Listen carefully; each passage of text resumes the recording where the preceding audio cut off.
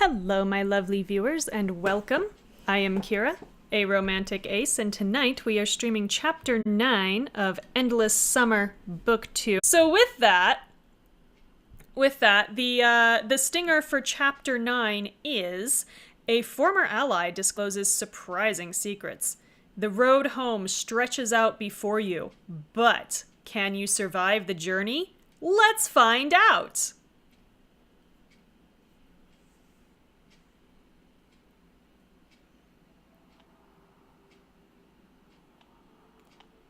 So this is Act 5, Chapter 9, Toward a New Horizon.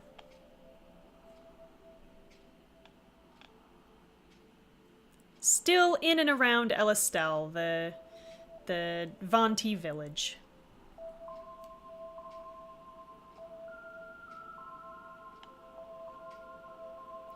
You, Zara, and Alistair gather around Iris's hologram. Your face is illuminated by its blue glow. I mean, they're blue now anyway. Mother? Wow, that was all it took, huh? Okay.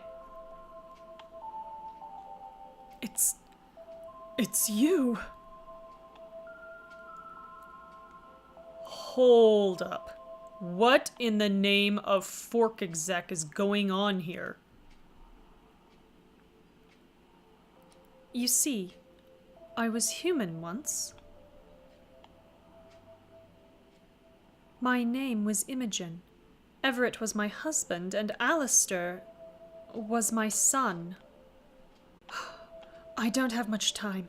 I need to tell you how to access the Lernian Gate. Lernian Gate. Do you recall the device you used on the rooftop of the Celestial? Yeah, the portal gun? That gun was an experimental prototype of a far more powerful machine. The Lernian Gate is an advanced prismatic hyperpermeator housed at a facility to the north. It can safely transport all of you home, or to another location should you wish. You'll need to bring the large prism that was activated at the hostile stronghold last night. Uh-oh. About that. The Lernian Gate requires a power source of incredible magnitude. The island's heart, as you call it, should be sufficient. Bring the prism to the Masada facility, approximately 1/4 mile off the tip of the northern peninsula. I can promise you that there, once and for all, you'll finally be able to leave La Huerta behind. So we can say, but aren't you on Rourke's side now? Or, you'll come through the portal too, right? I mean, she's kind of our friend. I would kind of... I mean, plus she's Alistair's mom, so you'll come through the portal too, right?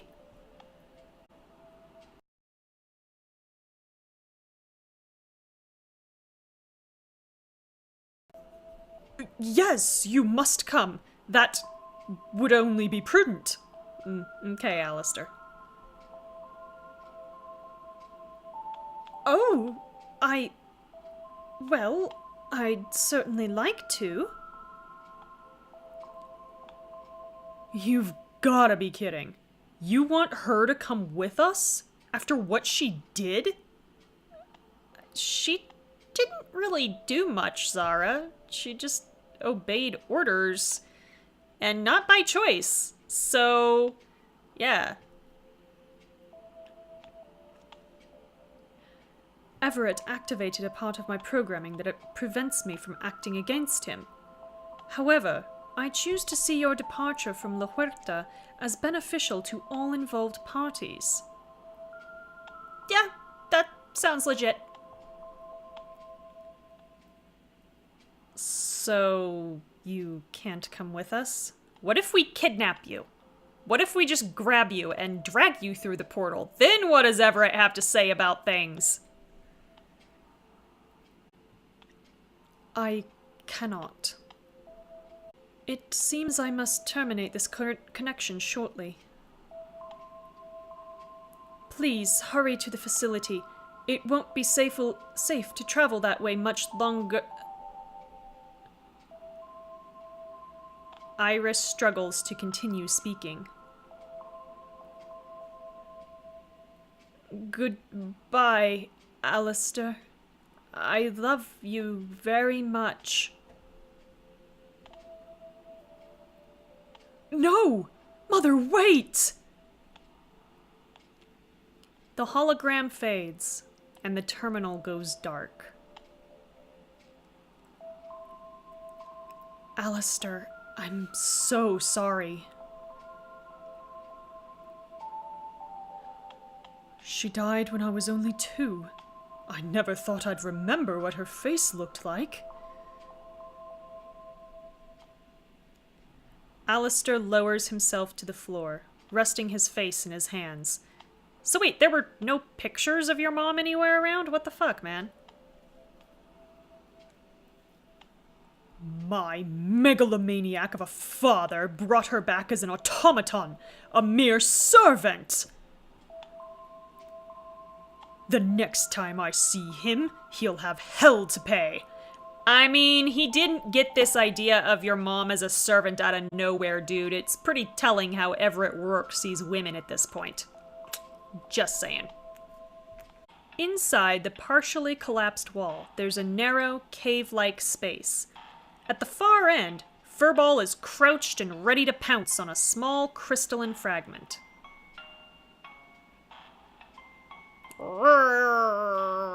Angry face. Green fire flickers into being along the surface of the crystal.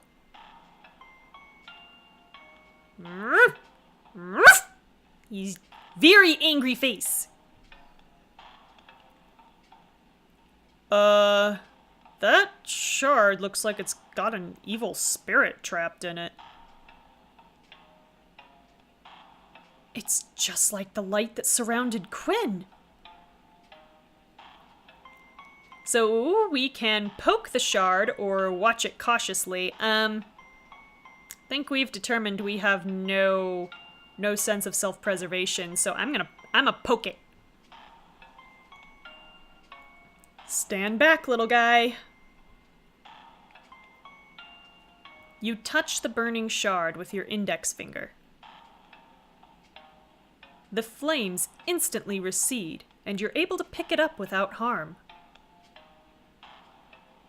Alright, cool! We've got a fragment of what's probably kryptonite, so let's take it. Guess I'll hold on to this till I find out what's up with these crystals. As you walk out of the shelter, you notice movement in a nearby thicket of trees. Ah! Clearly something's over there. Yes, Alistair, we got that, thank you. Get ready. You prepare yourselves for whatever rampaging beast might be approaching.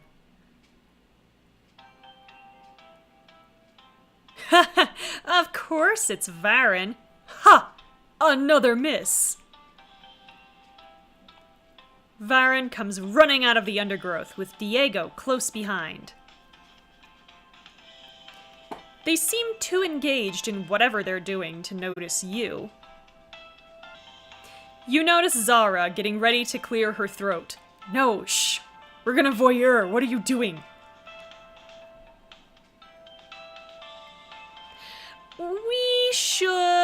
We can let them have their moment, or interrupt.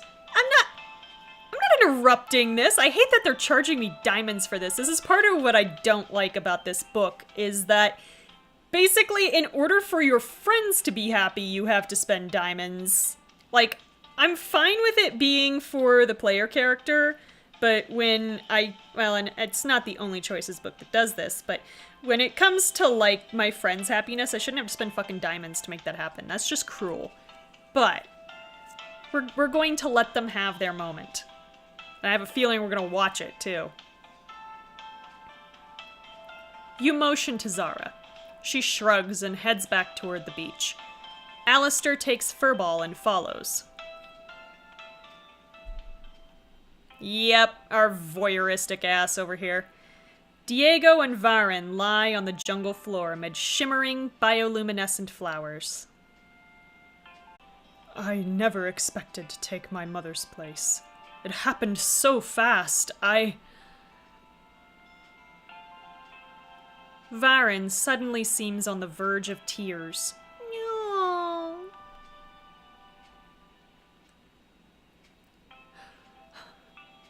Never got to say goodbye. No, baby. It's okay. Poor Diego. Diego places a hand on Varen's shoulder in an effort to comfort him. Poor Varen!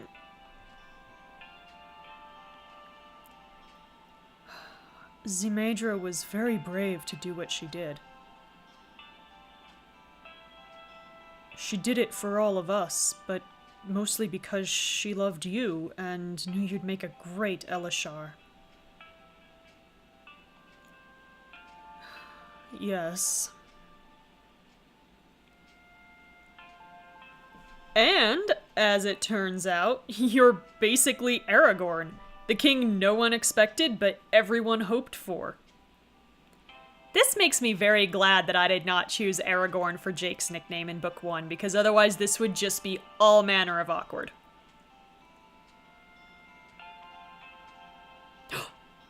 You really think I'm airborne? Oh god. These poor babies. No, never mind. Yes, I do. Because imagine if Varen had heard us calling Jake Aragorn, and now he would be really confused. So confused. Thank you, Diego. Of course. They separate slightly, and their eyes meet. Suddenly, they pull apart. Diego swallows hard.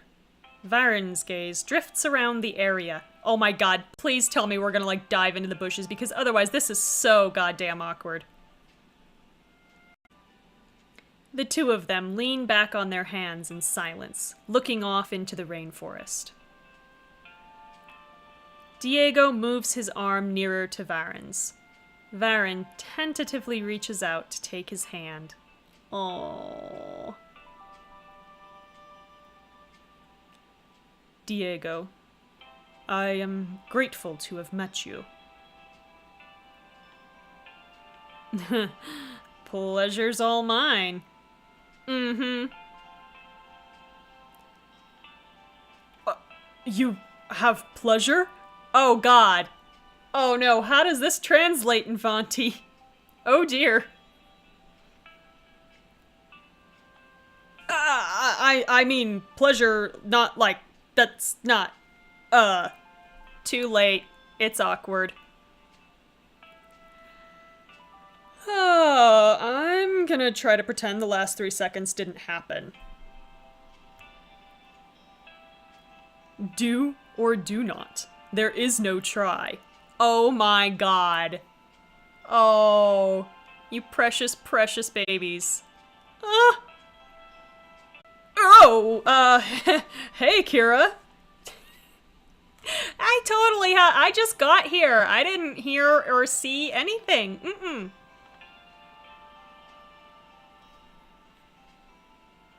Hey, guys. I've got good news. Let's get everyone together. We're just glossing right over the whole situation. I love it.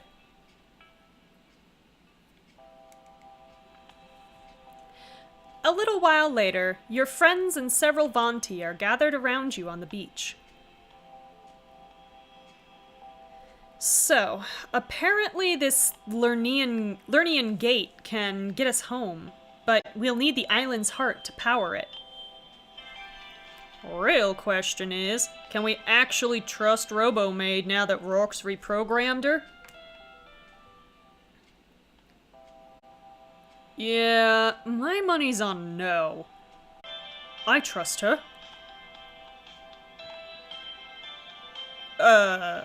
You do? My father may have made her into what she is now, but even he couldn't take away her humanity. She wasn't lying to us. She clearly wanted to help. I'll be sorry to see you go, but I suppose I must accept that your destiny is larger than Vanu. And you're okay with us taking the heart? I mean, it's kind of attached to our friend now, so it would be really awkward if you had a problem with this. Of course. I will accompany you to ensure that it returns to Elistel. Alright, seems fair. The northern reaches are dangerous. It is different there. Oh, so this is the undangerous part of the island. Great. I will arrange for several of our best warriors to come along as well. Oh my god, our fellowship is growing. We should make whatever preparations we need and then get some rest. We'll head out first thing in the morning. I feel like that's a decision for our guides who know the island, but sure, Sean. Aye, aye, Cap.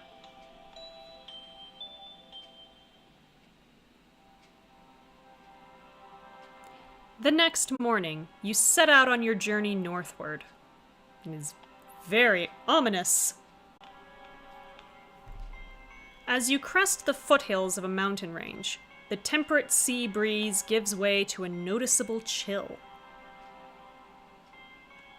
One of the Vanti scouts suddenly stops and points into the distance. Much snow up ahead!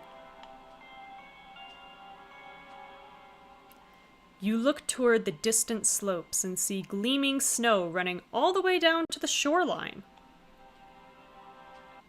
The scouts produced rolled blankets and offer them to several members of your group. You will need this. Sure. I'll take one. Toscal. Thank you. Well, it's something at least. Much appreciated. Oh, thank you so much! Eventually, the scouts run out, leaving you and a few others without extra covering. Oh, is this the moment where we just, like, we do the really cheesy girlfriend thing where you're like, I mean, this only works if we're quite a bit smaller physically than Jake, but we just, like, budge up in front of him and stick our arms into the sleeves of his jacket and we just walk together like penguins? Is that what we do? Because that would be adorable. You notice your breath turning into clouds of steam in the air. Your teeth start to chatter.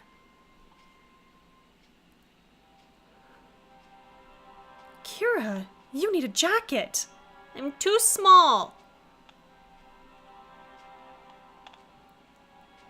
Grace rummages around in her backpack.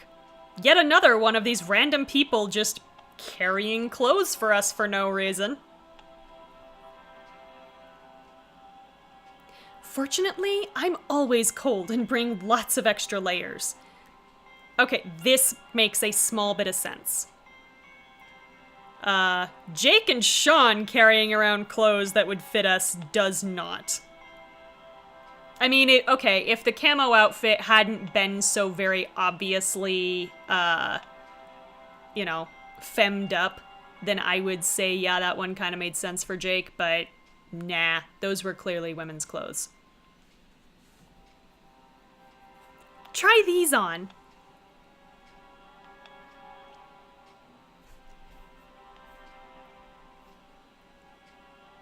Chill out. The cold never bothered you anyway. I mean, it's cute, you know, and at least coming from Grace, it makes sense. So, yeah,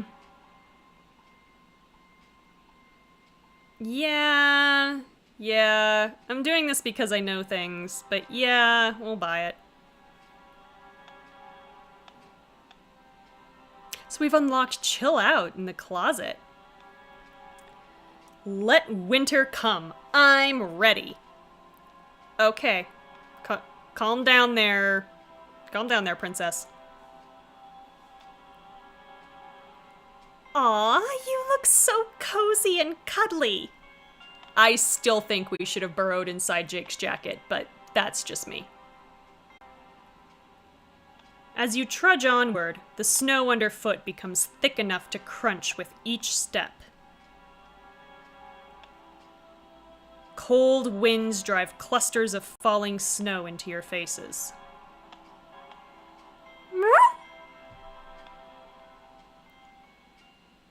Huh?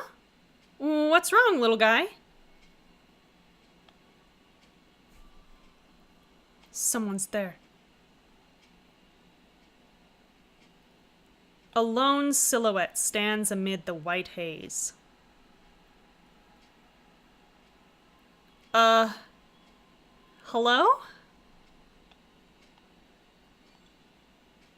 There's no response. Who's there? A small circle glows red near the figure's face, accompanied by a wisp of smoke. Oh no. Oh no! No! I'm not ready yet! You finally draw close enough to see who it is. Lundgren. No! No! I'm not ready. Jacob, how long's it been? Not long enough, you miserable— Hey, boy, you're not allowed to get yourself killed yet. Got a whole other book yet. Your family's disappointed in you, Mackenzie. What do you want, Lundgren? You, Mackenzie. I'm here to bring you in. Had to break the news to your mama myself. Sorry, ma'am. Your son betrayed his country and endangered his fellow soldiers. Oh, God. Ugh! I want to punch him in the face. I would fight very bravely and die very quickly. And then I held her as she cried hysterically. Least I could do. Oh my God, Jake is gonna kill you first. You touched his mother with any kind of hands. Oh my God, he's gonna kill him.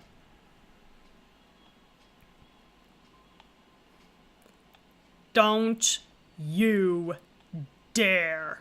No, don't do anything stupid. That all you got, boy? Lying around in a hammock's made you soft. Yes. Soft enough to have character growth. God damn it. We both know what happened, Lundgren. What you did. You killed him.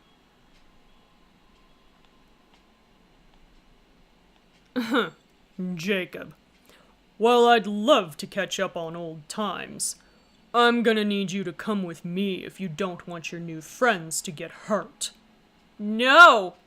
Where are our elite Vanti soldiers? What the fuck? Seriously. This is why you're supposed to be here, is to deal with this. Kira, we should be able to take him if he's on his own. Wow, Estella has a very bright view of our chances here.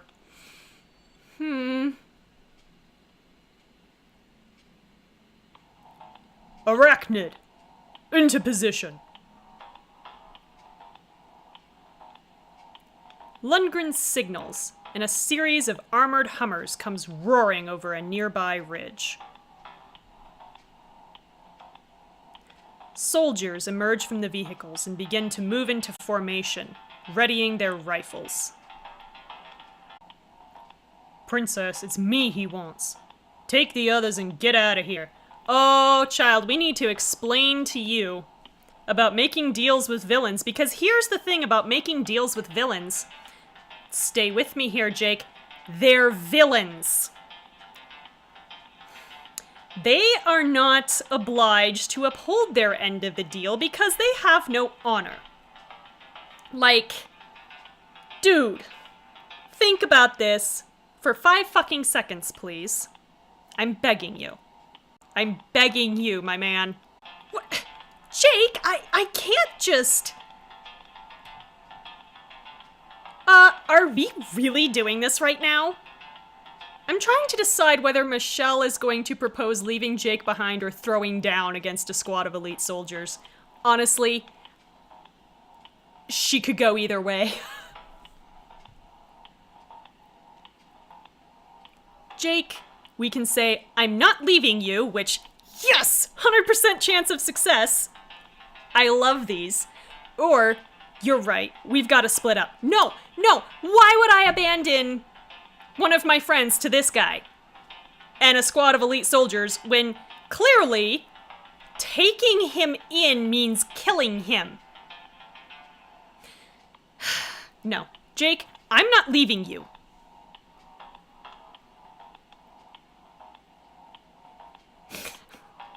Damn it, princess. Why you gotta make me feel weak at a time like this? Okay, first of all, don't blame me for your feelings. Second of all, caring about your friends isn't weakness, so can we not with that right now? Thank you. Craig quietly scoops up several handfuls of snow. So, Sean and Zara follow his cue and do the same. I really want to enjoy for a second Craig looking at Lundgren, who, by all appearances, is a mountain of a man, probably with a Born to Kill tattoo, and if you get that reference, I'm so sorry. Early 2000s country music, y'all. And a squad of soldiers in tactical gear, and thinks to himself, you know what would tip the scales in my favor here? Some snowballs. Not the ice fox we have running around, or the squad of Vanti soldiers who know this island better than these guys do. Oh no. No. It's the snowballs. Oh, Craig. Anyway, Jake, you're not weak. Having friends is not weakness. God damn it. I know you think it is because your friend died, but you know what? It's time to grow your character again, goddammit. No! What? Now what? Craig, remember the last time you came in just throwing projectiles and how that ended for us? Craig. No.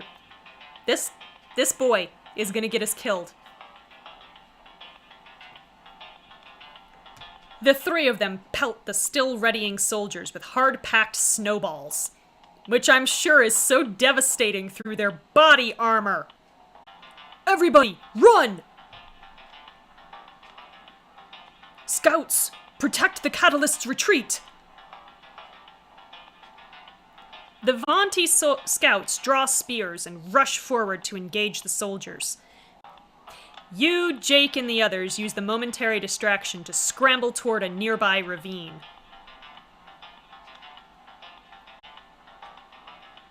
Rounding the mountain slope, you nearly run off the edge of a cliff. That's a really long fall. The bottom of the chasm is lost in darkness, hundreds of feet below. Does the chasm have a bottom? Can we exploit this? Dudes! There's a path around the edge!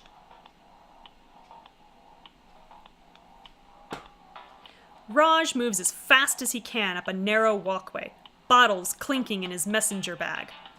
Everyone else follows. The snowfall becomes heavier as you ascend. A wrecked aircraft comes into view, its wings balancing precariously atop two adjacent cliffs.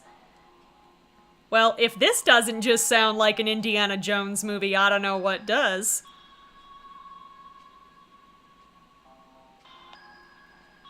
I mean, yeah, honestly, this crosses out of Indiana Jones and into some Tomb Raider shit. Oh my god.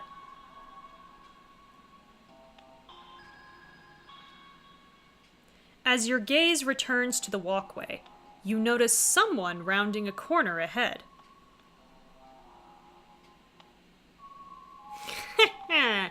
Well, well. Don't I just feel like the Pied Piper? You. My god, Jake, how many angry ex-bosses do you have? What? You know her too?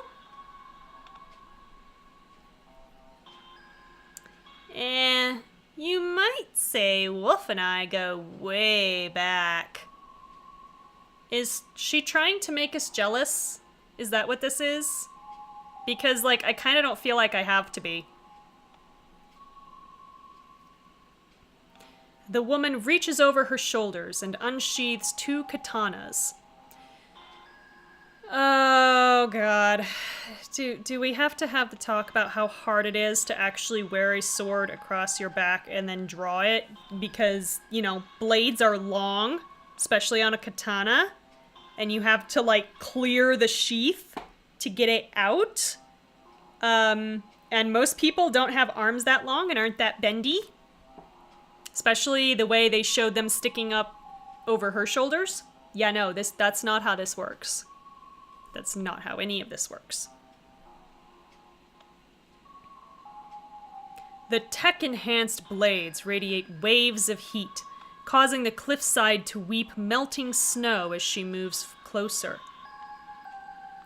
Okay, you don't really want your metal blades that you're going to be hitting things with to get warm, because they'll warp and they'll lose their edge, and these people really don't know anything about how you make swords, do they? They apparently also don't know how katanas are used. Like, watch some fucking History Channel, okay? Please, God. Raj reaches inside his bag and pulls out a champagne bottle. Dude, just use this as a bludgeon. Do you have any idea how solid champagne bottles are? How much pressure they actually have to contain? Oh my god. These things are fantastic bludgeons. I hope you like Chateauneuf de Pape. Pape? I don't know. Sorry, France. 'Cause I do. Aww. He sabers open the bottle, with what I don't know, causing foam and liquid to spray at the woman.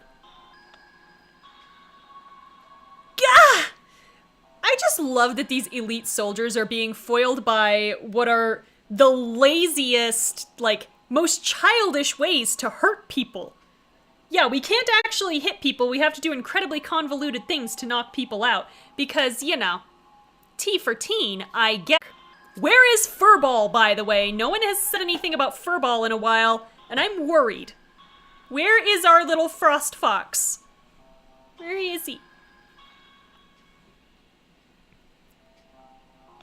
Popping sounds come from the katanas as the champagne coats them. A cloud of hissing steam rises, blinding her. How much champagne was in this bottle? You hear a series of heavy thuds, and you suddenly realize that someone's approaching behind you.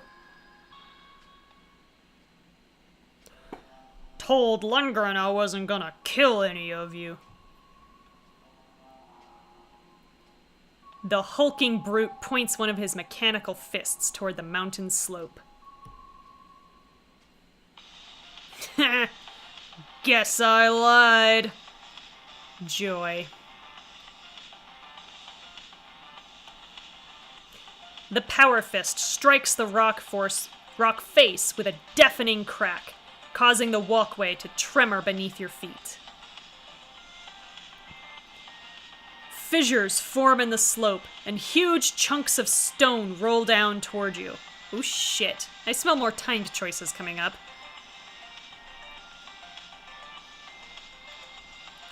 We gotta cross! Head for the plane! Aww. Leaving so soon? Yes? Madame Bulletproof Boobs? The woman redoubles her approach.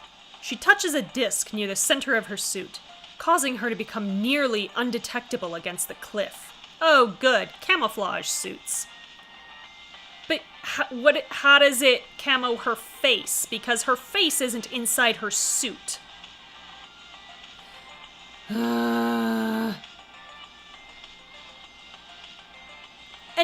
And her weapons? It camos her weapons? I have so many questions. Don't worry. When it happens, you won't see a thing. I don't know why she's the Wicked Witch of the West, but she is now.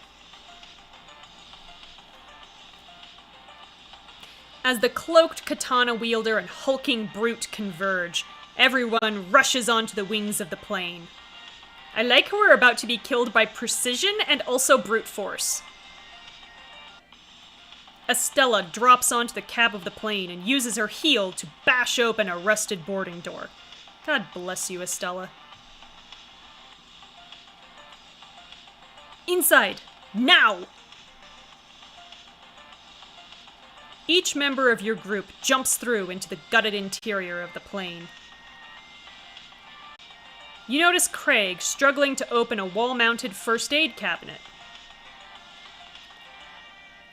How the hell are you supposed to get this to... Craig, what do you need in there? Through a window in the cabinet, you see a glistening amber figurine. Okay, so this is not the moment to be going after a catalyst idol, but it's our only chance. So we're gonna pull the latch on the cabinet because apparently Craig can't use his eyes.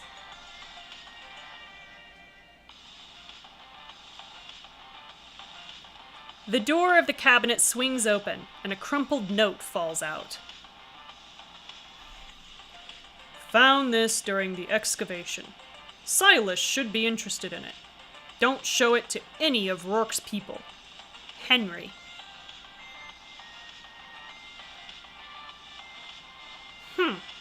Odd place to stash it.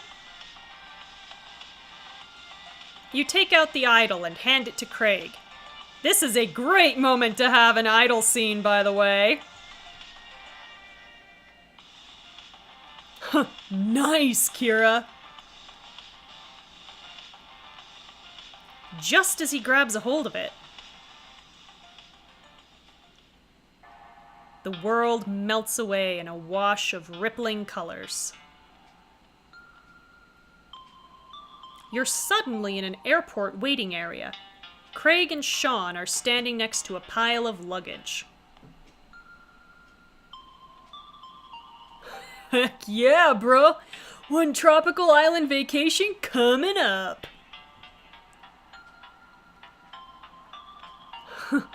Can't wait. Hey, you find out yet?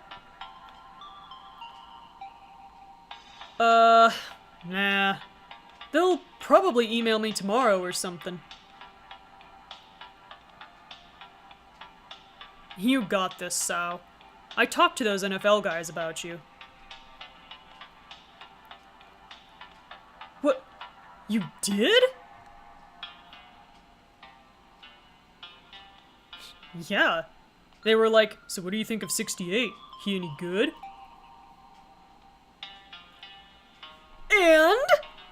And he told them you suck. What do you think, Craig? I told them the truth. They aren't gonna find a better run-blocking guard at any school in the state. Aww. Oh, wow. Appreciate it, bruh.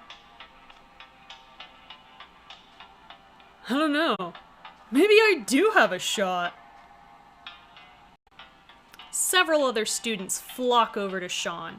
His confidence and assured ease seem to immediately dazzle them. Craig watches as if from a completely different world. His phone suddenly lights up with an email.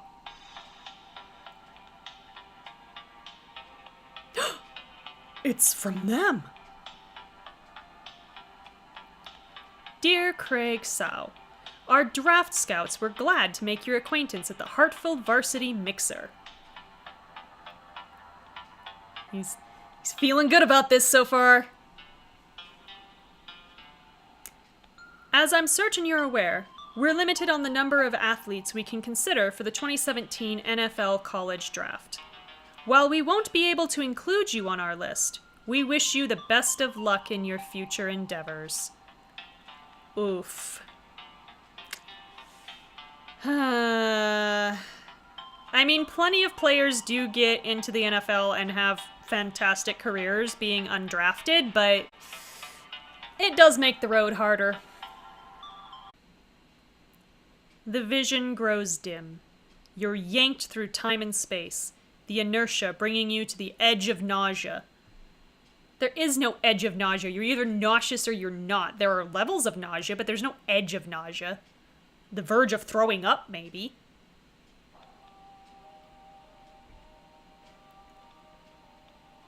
You find yourself in an unfamiliar laboratory. That looks eerily like the one that's in the volcano, but whatever, I guess. Big guy, you coming or not? Portal's almost ready to go. Ain't nothing from me back home. A muffled explosion shakes the room. The double door cracks open slightly. They'll be inside soon. A trap door opens in the floor. Everyone begins climbing down. Michelle waits on the ladder, looking up through the hatch. Craig, what the hell? Come on! Craig walks over to the terminal, squints at the screen, and taps something. It's been real, guys. What? Craig! The hatch snaps shut. I have a very serious problem with this idea that just because he was turned down for the NFL draft, that there is, quote, nothing left for him back home. And I'll tell you why. There is a shit ton of pressure laid on people nowadays to basically have the course of their life decided before they graduate high school. And that just continues to back up farther and farther. I've heard of 6th graders who are convinced that they can't have their chosen career because they failed an algebra class. Like, this is some bullshit in our society.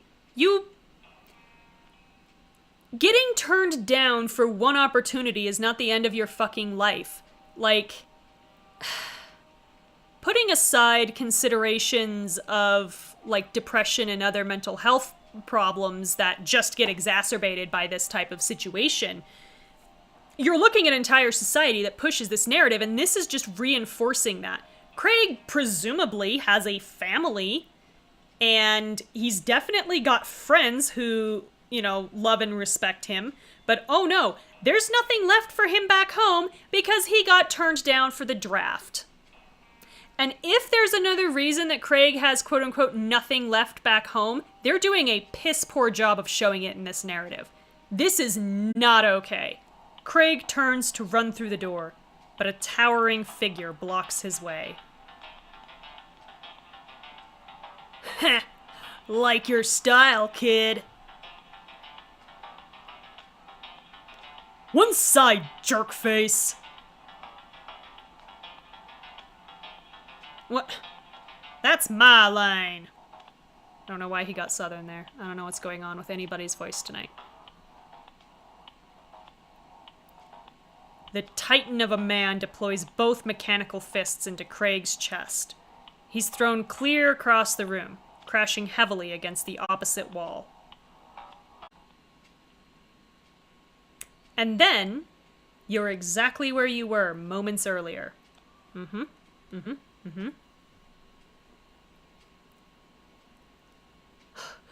Good God. We're really getting tired of watching everybody die. Alright. So that is 9 out of 12 catalyst idols. Interesting. There's a door on the other side! Lila points at a rusted door on the opposite side of the plane's cabin. Alright, we're just gonna force that door open, I guess.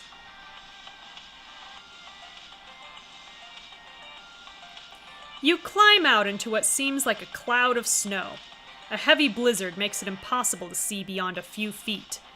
And one would hope that, Lundgren's really bad snipers don't have IR scopes.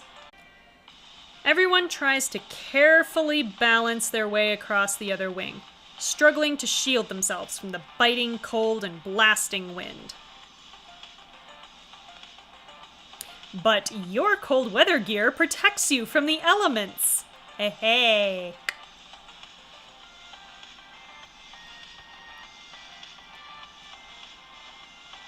Take my hand. Form a chain, I'll get us across.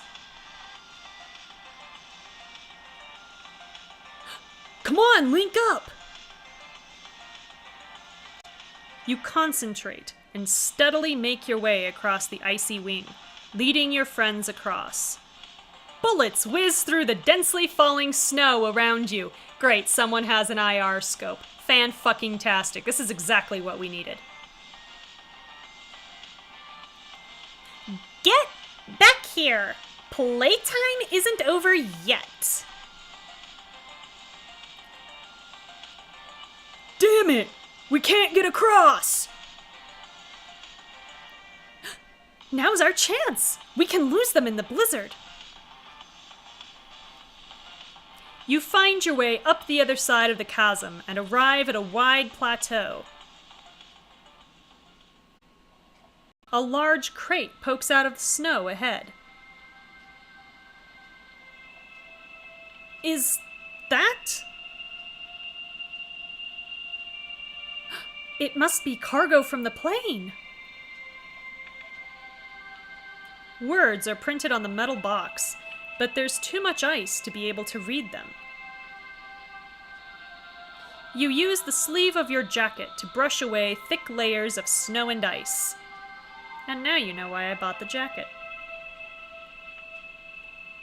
Mansing Transglobal Tech. Okay. So that is a clue. We've found 6 out of 8 clues in this act. What?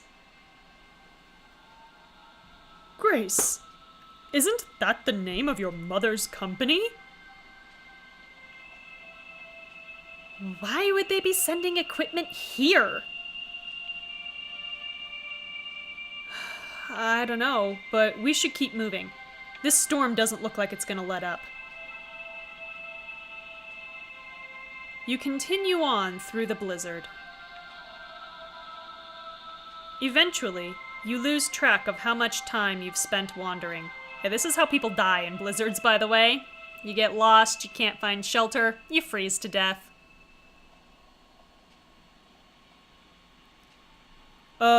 Guys? There's something over there. Diego points at a strangely welcoming building in the distance.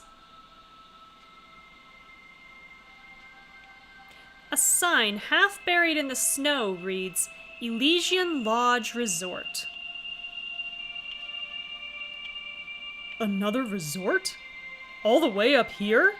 Some people like to ski, Sean. We're saved! Sure we are.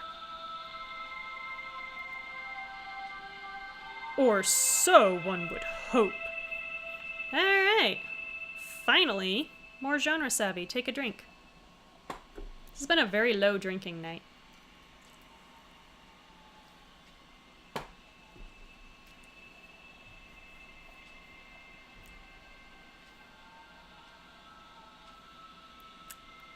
Okay, so that was chapter 9. We found both clues in the chapter as well as the catalyst idol. We are well on our way to completing the set. What happens then? Who knows? Do we bring about the end of the world? Probably.